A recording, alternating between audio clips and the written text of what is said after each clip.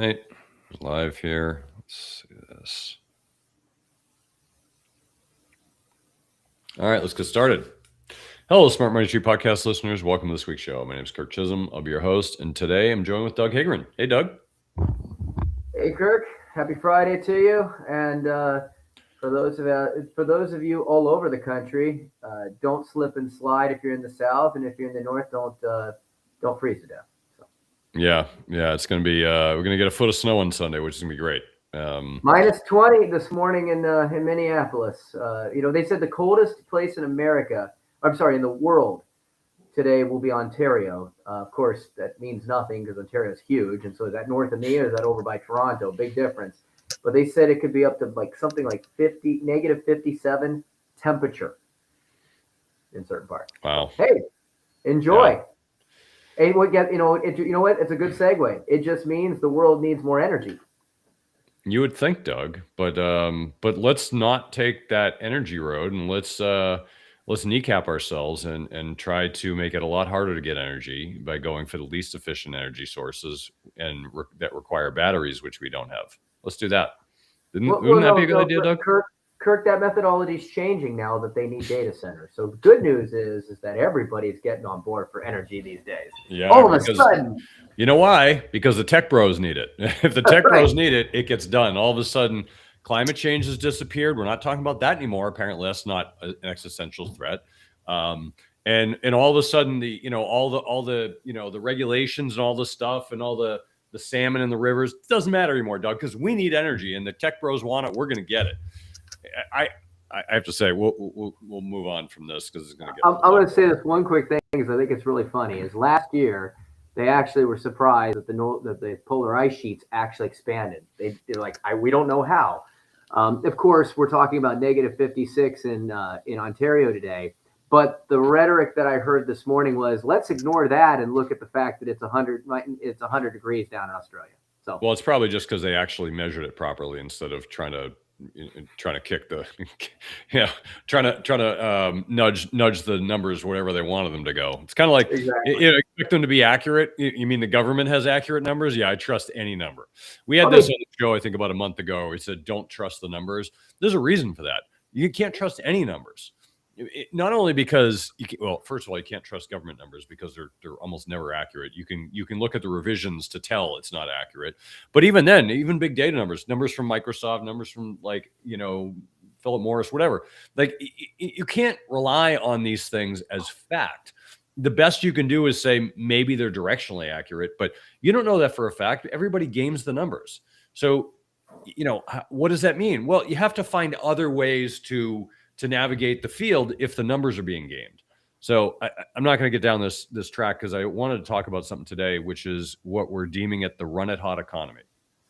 We talked about it last week, but I put together kind of a little outline for everyone so we can start really talking about it and get a feel for what this is. And for those of you who are listening, forgive my midnight DJ voice here.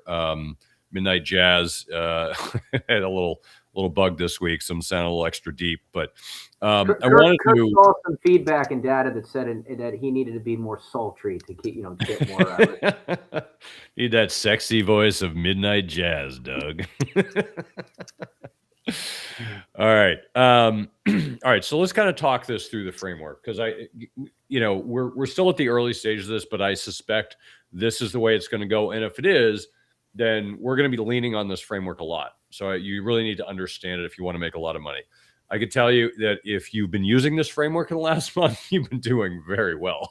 I'm looking at my accounts thinking, should I just sell it all and just pack up and take a vacation for the next 11 months? Because God damn, this has been a weird year. It's in a good way. But all right, so let's talk this through. And I'm going to walk through the thesis and I'm going to walk through why. Because you always need to know why. We never know the real reason, but if you have enough of the evidence, it points in a similar direction. So let's start with Trump. Okay, Trump is in his second year, starting his second year, and we have the midterms in the fall. Now, when the midterms come around, typically when you have a new typically when you have a president in their second year and the midterms come around, typically it switches, right? If both parties have control, if the same party has control of both parts of the government, then typically they will swap, and so there'll be a split in the second part. That's very common, right? So it wouldn't be uncommon for it to happen this time in November. However, Trump, being the person that he is, doesn't want to, he's got a lot he wants to accomplish. He had one term, 8 years ago that he basically didn't get much accomplished because the Democrats just, stymied him the whole way, and all the shenanigans they were pulling. He didn't get enough accomplished. Now you can tell this time in the last 12 months, he's getting shit done. Like, you might not like what he's getting done. That's not my point. My point is he's getting shit done. You can't knock the guy. The guy's, however old he is, 70 something. He probably should be retired by now, but he's in there. He's getting shit done more than any president I can recall.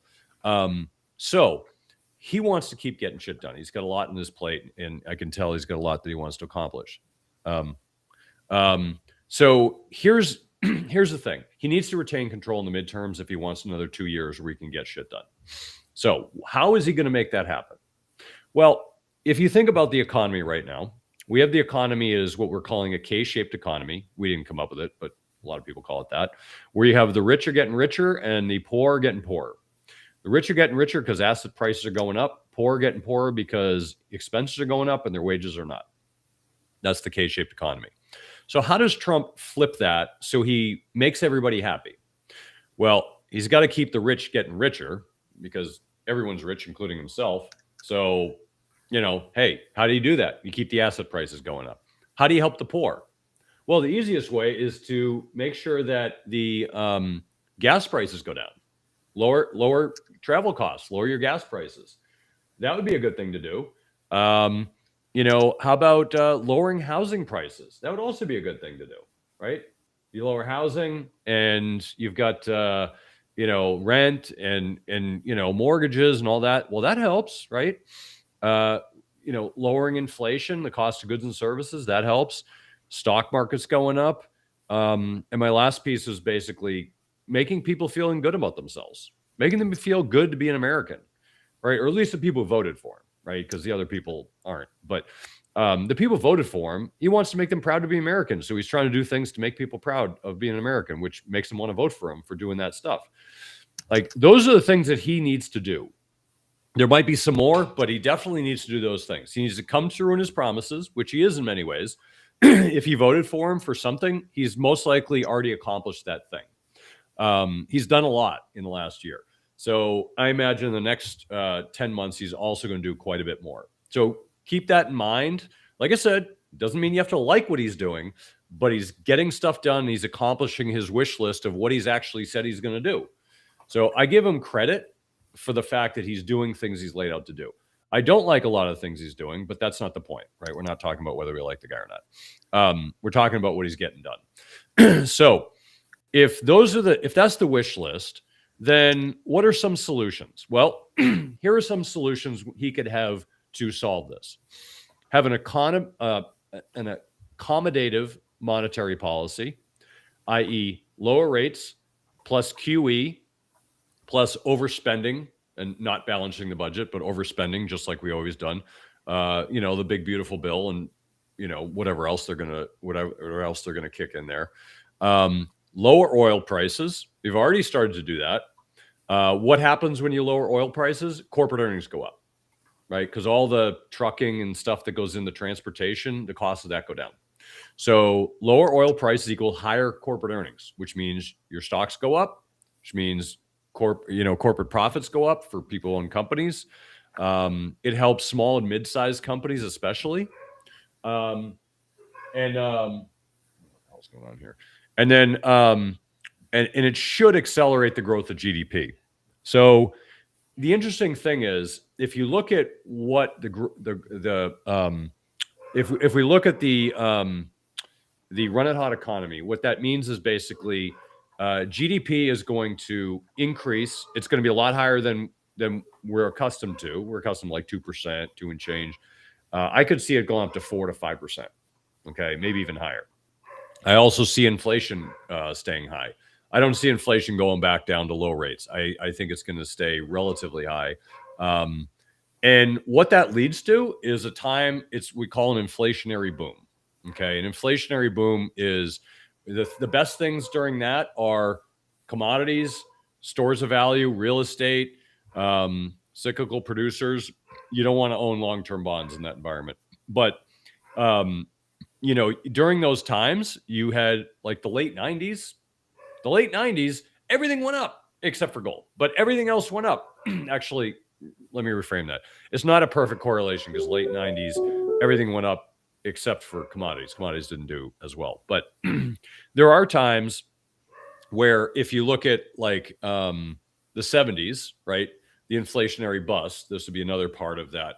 The inflationary bust is when you have high inflation and low GDP or flat GDP is what we call stagflation. That's when commodity prices went through the roof.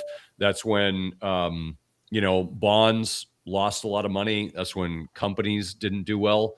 The stock market actually did well initially, but then it tanked and did really poorly for a while, and then it came back. So I wouldn't be surprised to see stock market do well and then do poorly if we don't get the growth, right? If you have high inflation, you don't get the growth. So, we have this situation where it makes sense to own commodities right now. And if you've owned them, like we've been talking about for the last year, you've done very well for yourself, and congratulations. It's been a banner year, and it's still going. So pretty happy about that. But it's not going to last forever. And castles aren't built to this. Don't go to the sky. I probably screwed up that metaphor, but things don't last forever. Okay, so just because all these commodities are going up, that's great and it feels good, but just know that at some point that turns around. Just like with crypto, it goes straight up and then it goes down. Like, you just have to keep in mind that these things don't necessarily go to the moon. They do. There is a downside to that. You just have to be aware of it. So, all right. So we talked about last week the inflationary bust, the inflationary boom, the disinflationary bust, and the disinflationary boom. So the inflationary bust was the late 70s, high inflation, low growth. Inflationary boom, late 90s, high inflation, high growth. Disinflationary bust is Japan from 1990 to right around 2023, or the Great Depression. This is when effectively low inflation, low economic activity. And then you have the disinflationary boom, which is pretty much 2010 to 2022. This is when you had low inflation and good growth. Things that do well in that were like tech companies, innovation, companies with pricing power. So if you look back, and there's these different parts of different quadrants of the visual we showed last week, and I'll share it in a minute. Depending on growth and depending on inflation, you're going to get one of these cycles, and you want to make sure you're investing according to that quadrant, because that's where you're going to do well. So let's kind of go through some other things, and I'll hand off to Doug to talk about. So what do we have right now? Higher inflation, certainly higher than 5 years ago. Fiscal deficit is increasing. Sovereign debt is hitting escape velocity, right? We've seen that. It's not going to stop. I know Trump's talked about, Doge, and in some ways, the Doge trend, I mean, technically, I'm not sure if Doge is still doing anything, but the trend of that is actually could be interesting. If these states are committing fraud and we get some of that money back, that could be interesting. I don't know if that's going to move the needle, but if we have a lot of fraud in the government, that could also save us money. I'm not sure how much fraud there is, but I'm willing to bet it's between 20 and 30% of whatever we're spending, at least. So, all right, you also have expensive stocks, you have tariffs, and you have unpredictable government policy. That's what you have right now. So the question you have to ask is, what problems are we trying to solve? Well, we're trying to solve the problem of the debt crisis. We're trying to stay out of recession. Trump wants to retain Republican control in the midterms and accomplish global goals, like taking Greenland, for instance. So if you're looking at the chessboard here of what's happening, And that's what we're trying to do in this conversation here is look at the chessboard. Um, how do you solve these problems? Well, we have too much debt and we're spending too much money, and that's not going to stop. And, you know, I know there are people listening here who think, that we need to get rid of the Fed. We need to reduce, Trump needs to reduce the debt, needs to reduce expenses. I agree in theory with all of that. However, what you need to think about is practically is what would I do if I were in their shoes, right? So let's take end the Fed. I'm totally on board with that. I think the Fed is not doing a great job, and if anything, it's basically just an old boys club that they're helping each other out. Okay, there are some benefits to it, but in large part, they're doing more harm than good. However, even though I believe that we shouldn't have a Fed, how do you transition from where we are now to no Fed?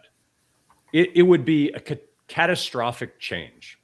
It would not be an easy transition. You can't just say, "Oh, well, we just get rid of them." Well, okay, who's going to be in charge? The president? Like, that's not a good idea. So, I don't know and I'm just saying I don't know what the answer is to what the solution would be to like ending the Fed.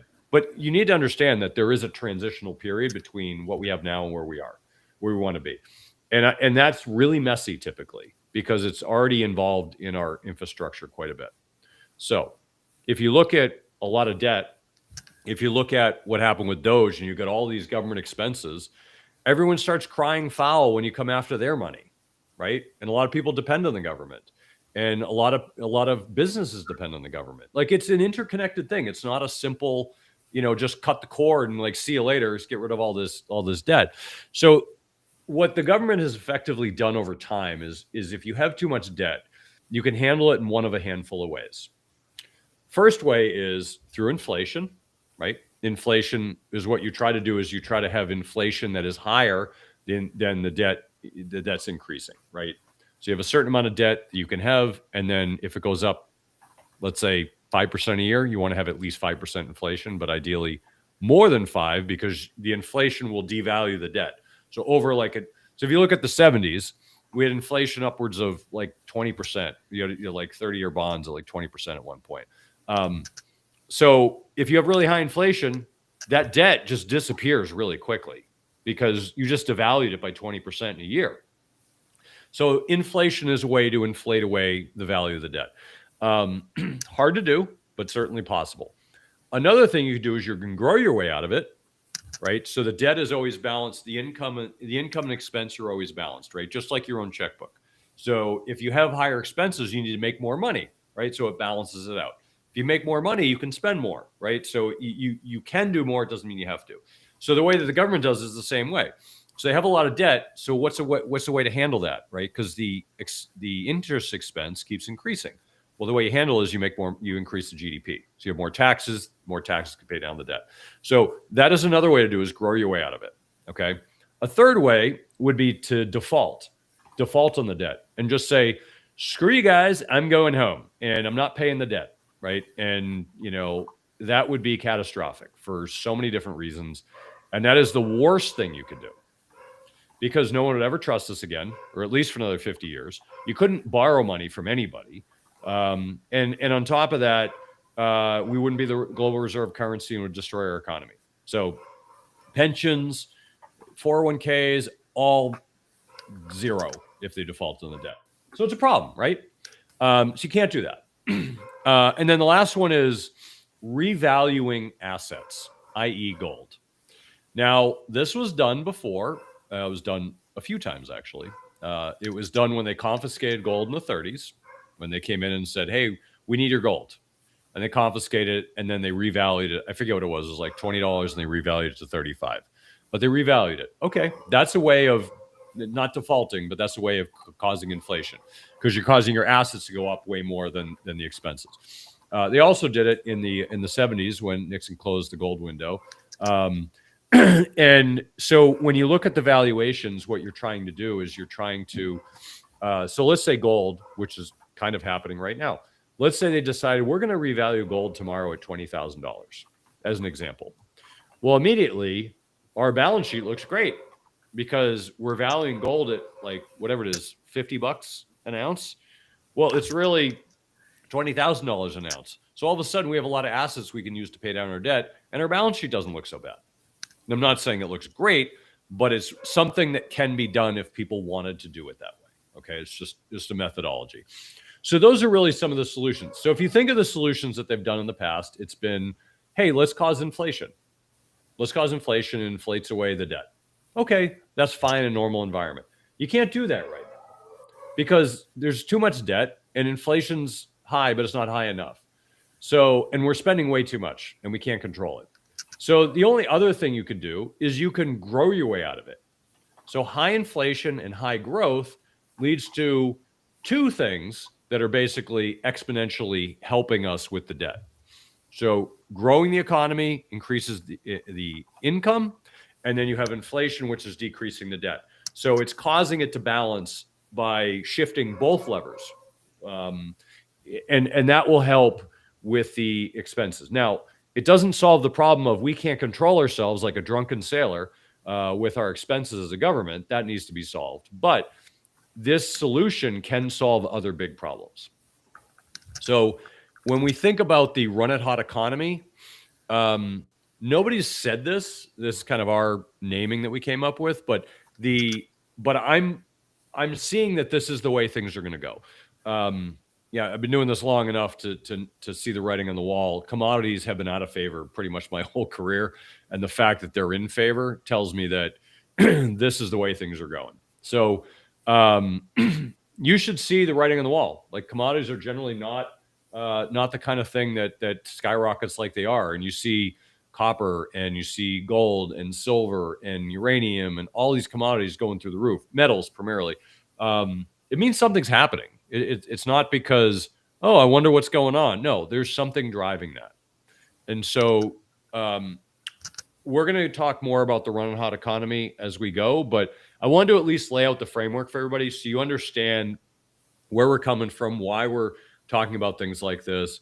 You know, it started last year with gold and silver. I thought that was a little bit different of a reason that started to take off, but once gold took off, then silver, and then you had copper, and then aluminum and steel, and all that. So I expect that trend's going to continue, and we'll see where it goes. But we have a lot of moving chess pieces on the global board with Greenland and Europe, and Venezuela. There's a lot of stuff moving around. So between now and the next 10 months, I imagine the world will look like a different place. But the best thing you can do is to pay attention to this. You know how to invest. Don't ignore commodities just because they haven't done well in the last 20 years. And you want to stick with big tech because that has done well. The chessboard is moving. And what things that don't do well in this run and hot economy are big tech, innovative assets. They don't do well in this kind of economy. I'm not saying they won't do well. I'm saying they don't typically do well.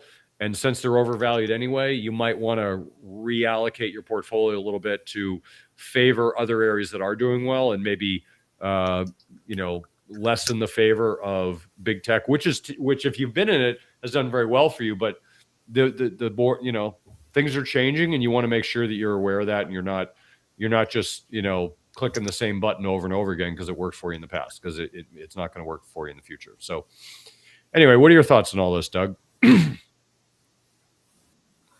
Well, the last thing you just said, I think, is really, really important. I mean, it's very commonplace to stick with what's been working, and we talked about this a couple weeks ago.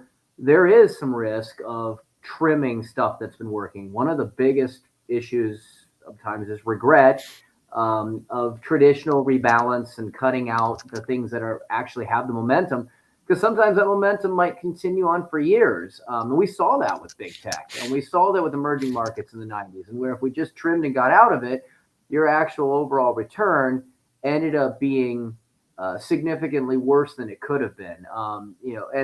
And also, talking again on that note, S&P 500, which right now, the chart that we talked about a week or two ago, only about 44 stocks were really determining the growth and direction of the S&P 500. But when it really comes down to it, only about 40% of them as we all mostly know, it's generally going to be the Magnificent Seven and a handful of others are really where it's all at, and a lot of that is big tech. And so it's there's two sides of it, right? There's keeping along the same path of doing what's been doing well and just doing it for doing its sake, right? Because that's been working.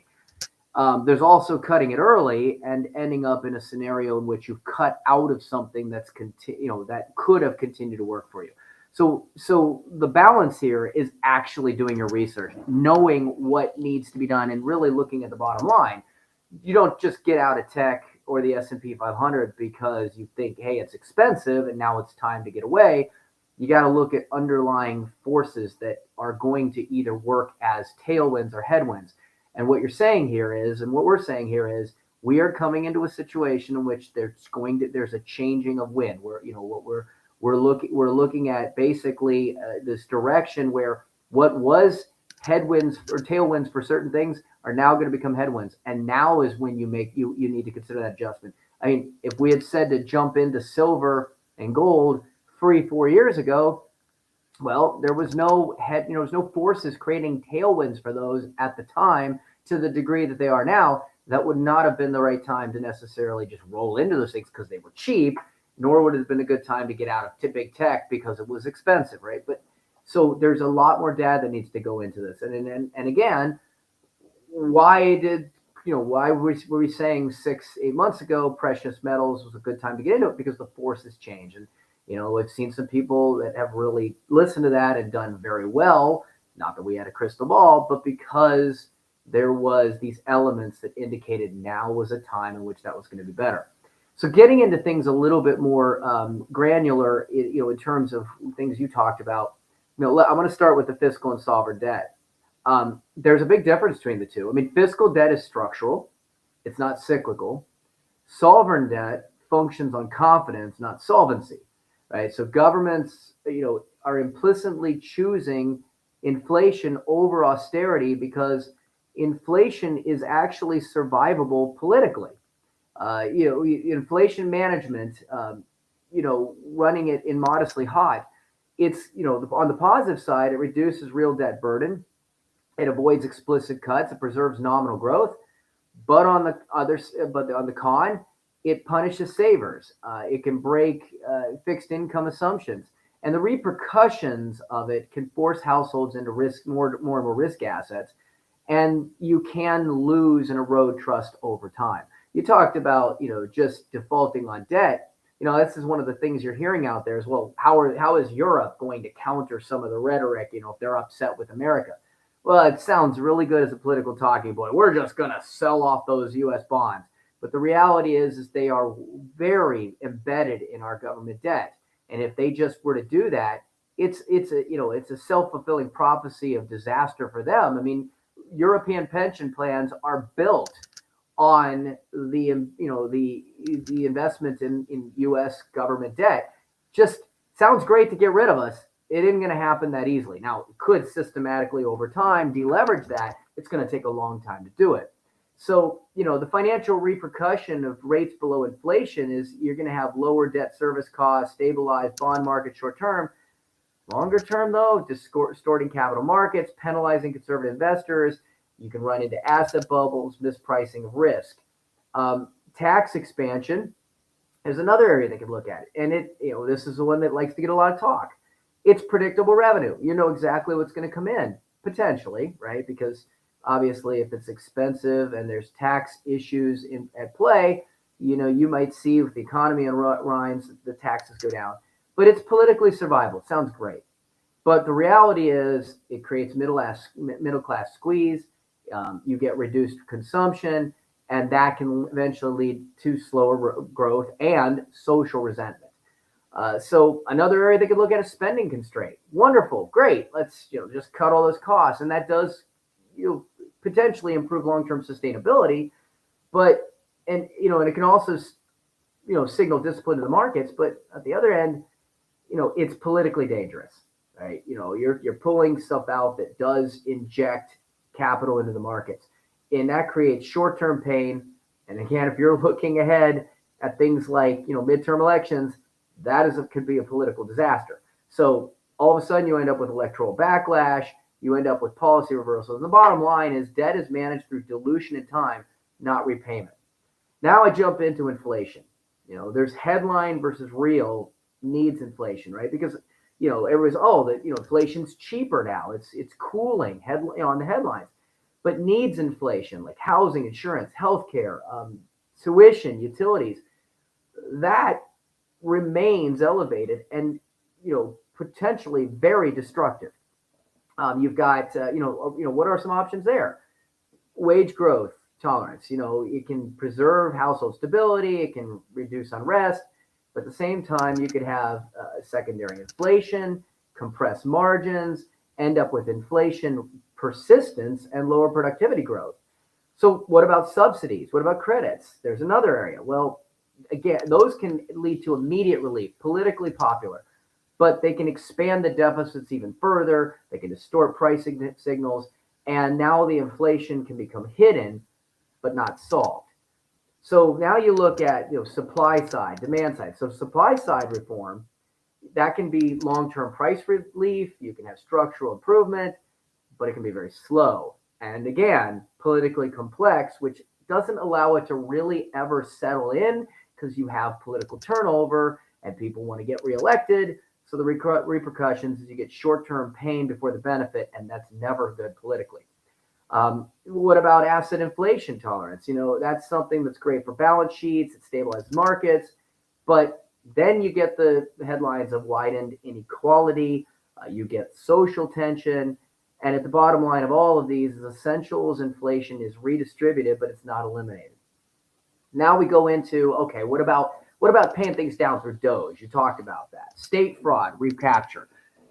Fraud recovery is marginal, relative to deficits. I mean, federally, we are talking, tens of trillions of dollars. Okay, this is not going to probably be fixed by even if they can capture billions from each state. It's helpful and it absolutely needs to be solved. It improves optics, but it may not necessarily have a real long-term profound impact on balance sheets.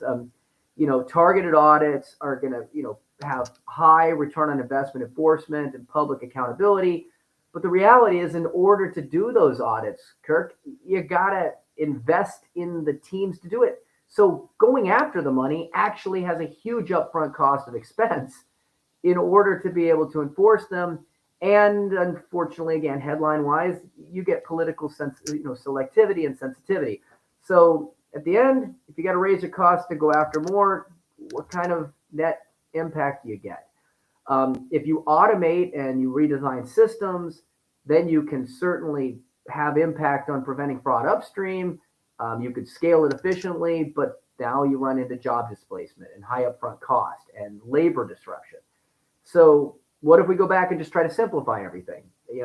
Have fewer loopholes, lower admin cost. Well, then we end up with reduced political leverage. And again, boy, that doesn't go over well when you have these sides that just really want to take each other out. So fraud recovery, I see it as something that is more impactful of helping trust, but not necessarily solvency. Now let's look at markets. I think it's another one I took notes on. They're priced on expectations. We talked about that. They're not based on math. They're based on hope. Expectations, narratives, policy assumptions rather than execution. If we allow volatility to occur, and don't control it, that we can restore our price discovery. But the con of that, guess what? It's not comfortable. You can run into a lot of investor panic. You can have sharper corrections. If we reduce forward guidance, we can have less narrative fragility. On the other hand, uncertainty increases and you can have higher risk premiums that come into play. So what about encouraging dispersion? Well, now you can reduce systemic risk, but passive investors get crushed. And that can lead to structural portfolio changes. So, expectation-driven markets are going to be ones that correct fast and hard. There's a couple more, things I've got on here. I mean, tariffs. This is, another one. I mean, obviously using a lot with strategic leverage, but you run into consumer inflation, you run into retaliation risk. You can have subsidies domestically, which they've been doing in farming and green energy for a long time, which can protect an industry, but that's costly. There's budget strain, there's market distortion, and ultimately controlling cost. These kind of things can control cost more than efficiency. The last couple, that are tied together, government policy. When we're looking at policy volatility, it's permanent. It's not going away. So we can have guardrails that increase stability, but we can also limit our flexibility and create political resistance. You've got, if we try to simplify regulations, then we can have lower compliance costs. Businesses love that. But then you're going to start seeing more losers emerge. And we kind of saw that a little bit, again, going back to the airline industry in the 80s. And then you could get into lobbying issues, and all of a sudden, uncertainty becomes a priced asset. If we go to foreign policy like Denmark and Greenland and things like that, now we're focusing on security outweighing efficiency. When we look at alliances, we have to share burden. If we look at it on the other side of it, we have this dependency. And we have this reduced sovereignty, which is something that is very much a position that they're taking right now with the current administration. If we focus on domestic extraction, we end up with control, but now we could have higher costs. We could have inflationary inflationary pressure. And, if we want to have more security for our country, that's going to have an inflation premium. Well, that's part of the rhetoric that's going on there right now is, again, we're looking at the protection and, the rhetoric, Russia and in the Arctic positioning, and who's controlling that and what's the cost of controlling that. And I think that lastly, the thing that I'm going to go into is where does this go into? And it really comes down to political. It's all political. It's always political. And we got the midterms coming up. We got Gen Z having a lot of influence now. Policy is always going to be election driven.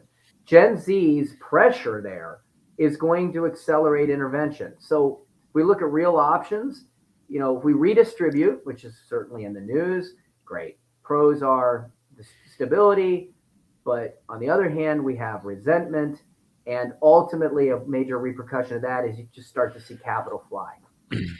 If we have public expansion, which we saw a lot of over the last couple of years, we get employment support, but now you're putting pressure and crowding out private sector.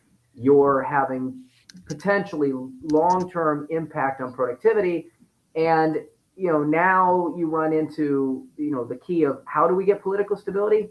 Well, that's purchased financially, but yet we've got all these debts. So you've got this revolving circle of issues, Kirk, that are all intertwined like this.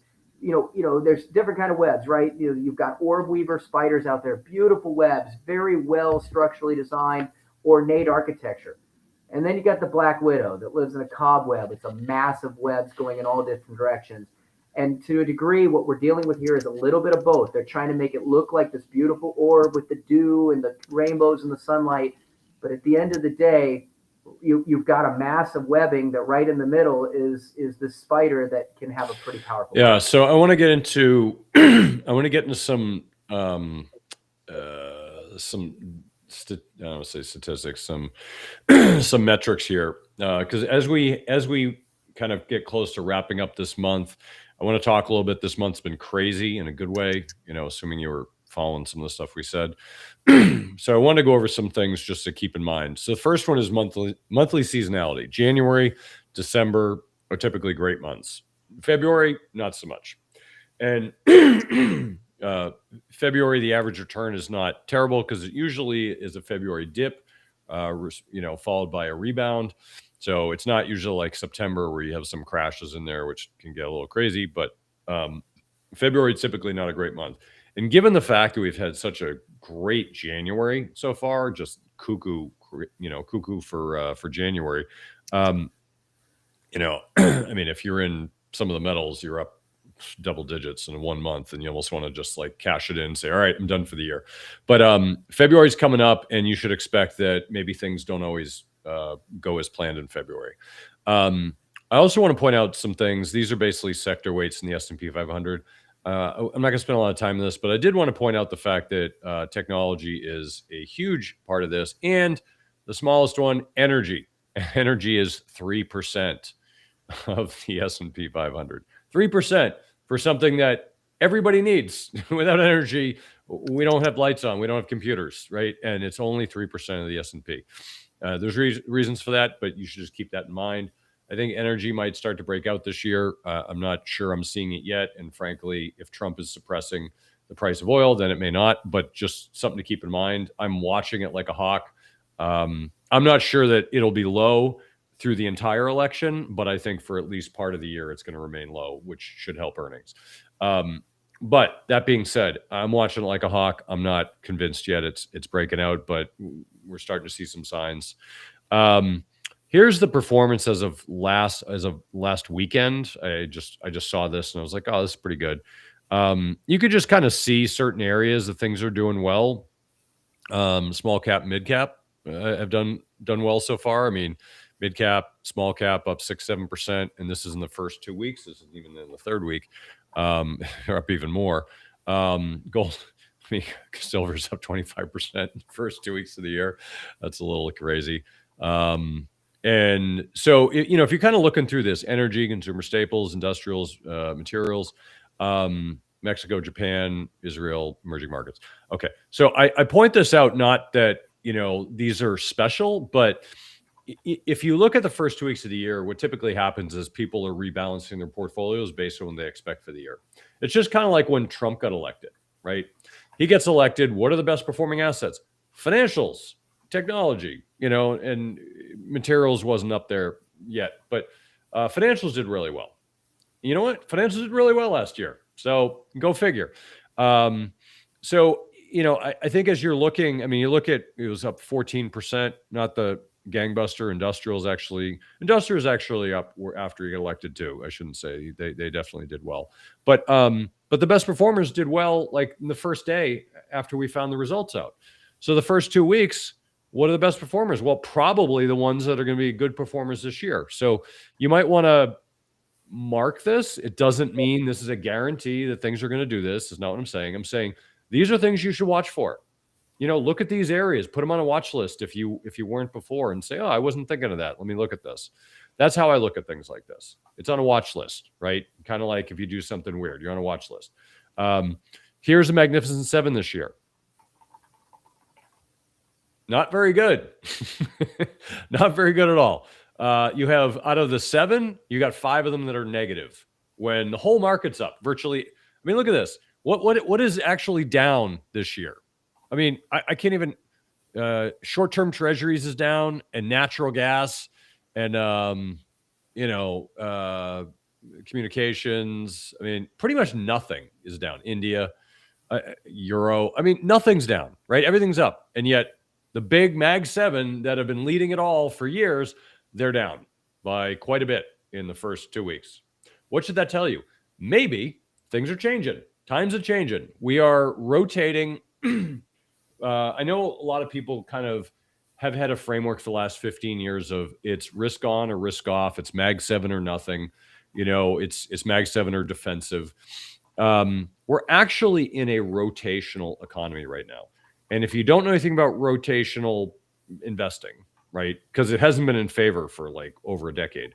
There was a time where investing in like rotating sectors was a normal way to invest, right? Times are good, you rotate to certain sectors. Times are bad, you rotate to other ones. That's the way things worked.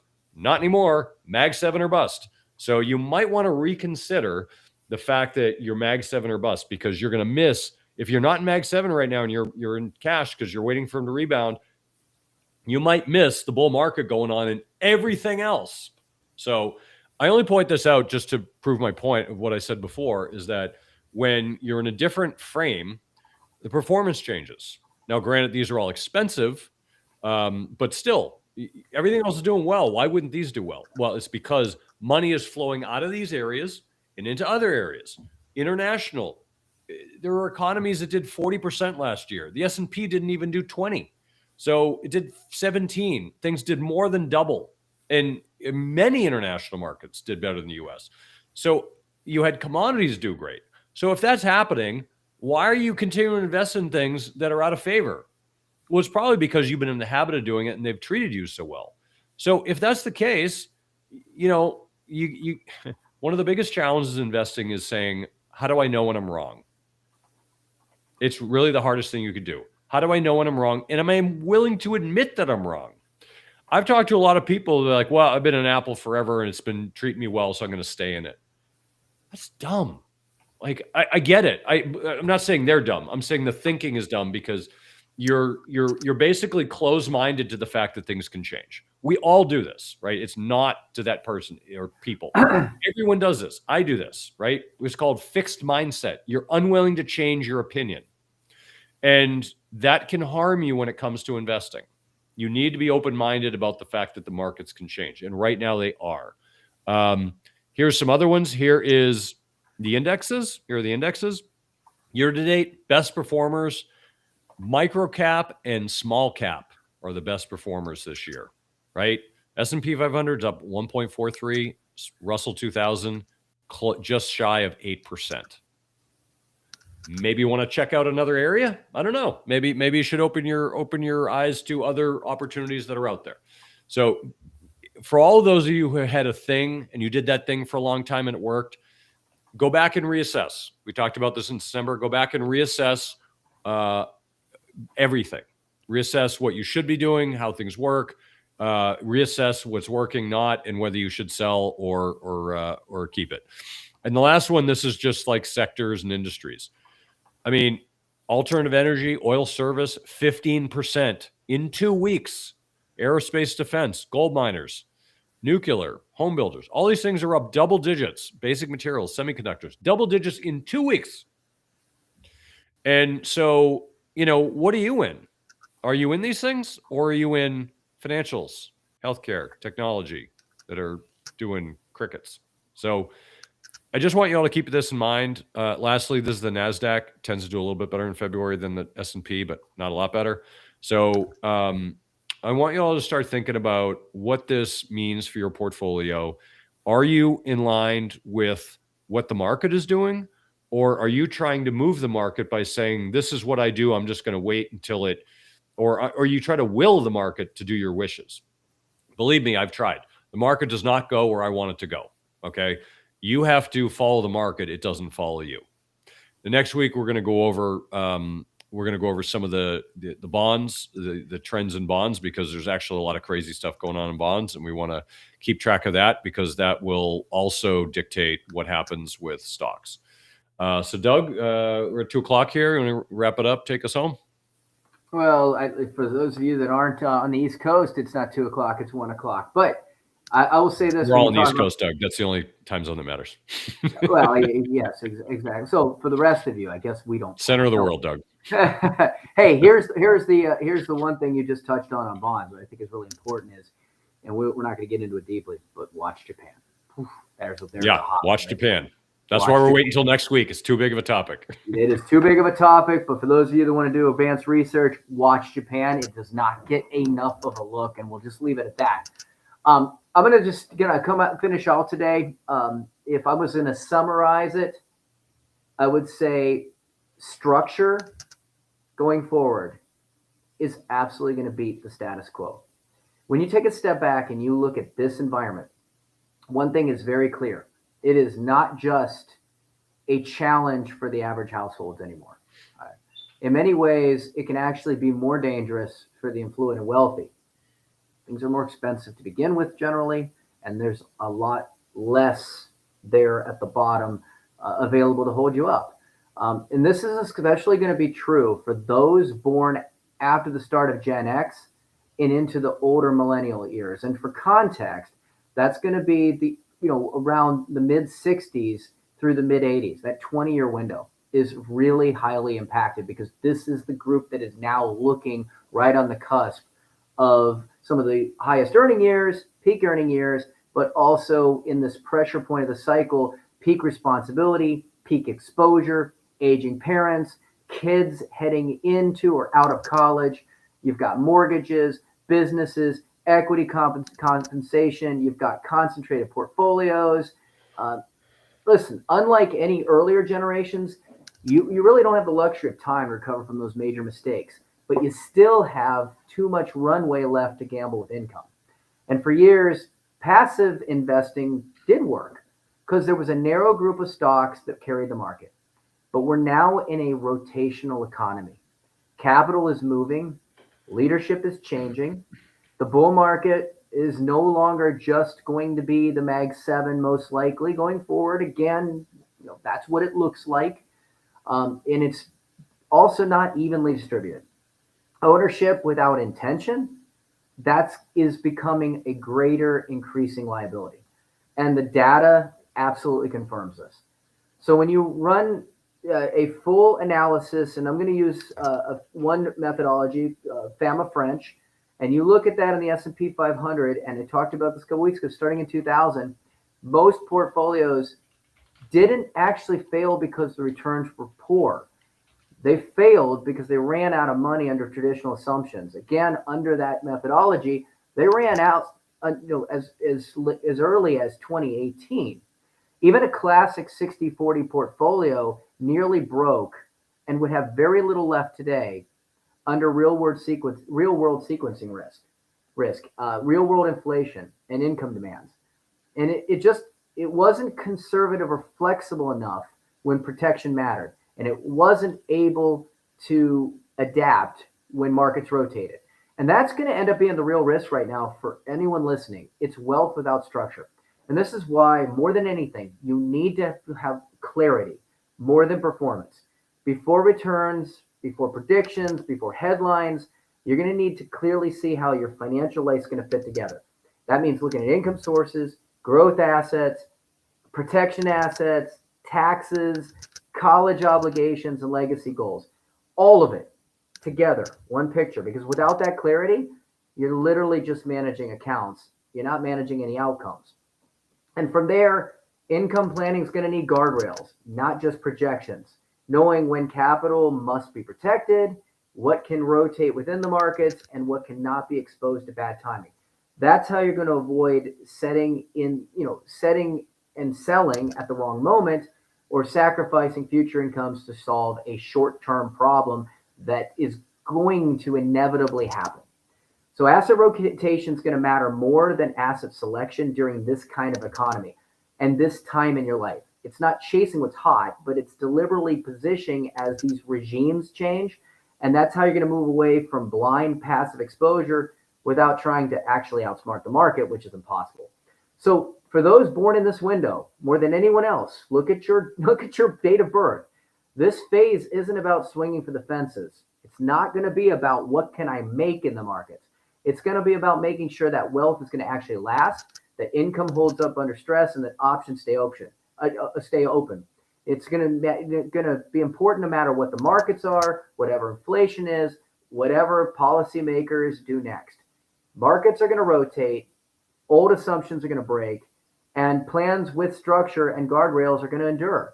Smart money families don't hope, they plan for it. And if you want to learn more about the process to put all that together with intelligent simplicity, check out our website at mergentadvisors.net. That's MERGENT. MERGENT, mergentadvisors.net.